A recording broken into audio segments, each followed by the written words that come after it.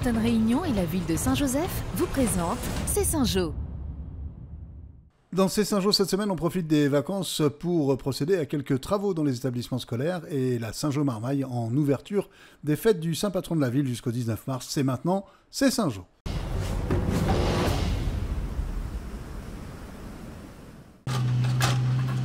La fermeture des écoles pendant les vacances, c'est l'occasion de poursuivre le plan de confort thermique dans ces écoles, avec, comme à Parc-à-Mouton, des plantations, objectif faire de l'ombre, et pour cela, on a soigneusement sélectionné les pieds de bois.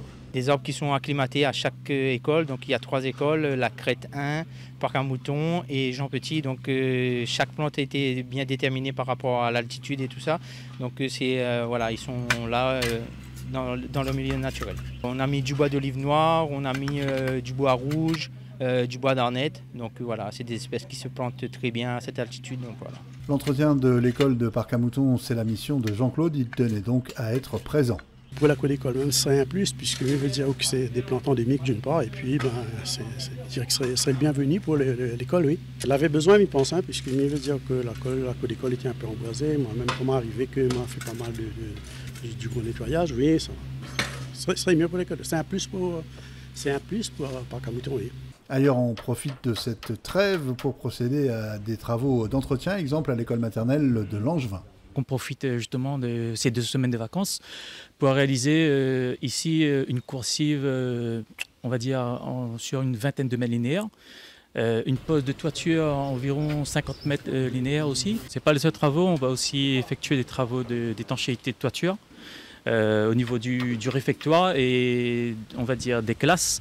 On va vérifier tout ce qui est chéneaux, tout ce qui est les visseries et puis là où c'est susceptible d'avoir des fuites d'eau. Chantier très important et en cours, la sécurisation des abords du collège Joseph Huert, Plot et garde-corps pour une mise en sécurité accrue des élèves.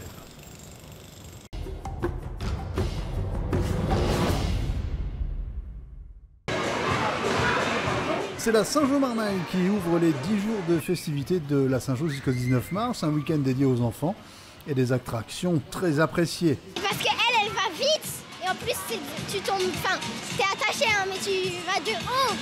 Du coup c'est trop chouette. Escalade. C'était difficile? Non. Si. C'est quoi qui était difficile? De grimper parce que les mains glissent. On fait 2 fois. Celui-là, j'ai réussi à monter tout en haut 2 fois de suite. Les parents aussi ravis de trouver une activité pendant ces vacances. Super, les enfants s'amusent bien, ils sont contents, du coup c'est cool, on est contents. C'est laquelle l'attraction qui a le plus de succès auprès de vos enfants? Les enfants, je pense que c'est plus celui-là. La tyrolienne? Ouais.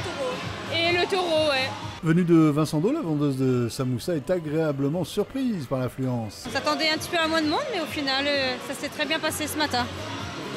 L'animatrice du taureau mécanique, tout sourire devant la file d'attente pour ce rodéo. Il y a plusieurs choses à faire, la tyrolienne ou bien le rodéo, il y a plein de choses.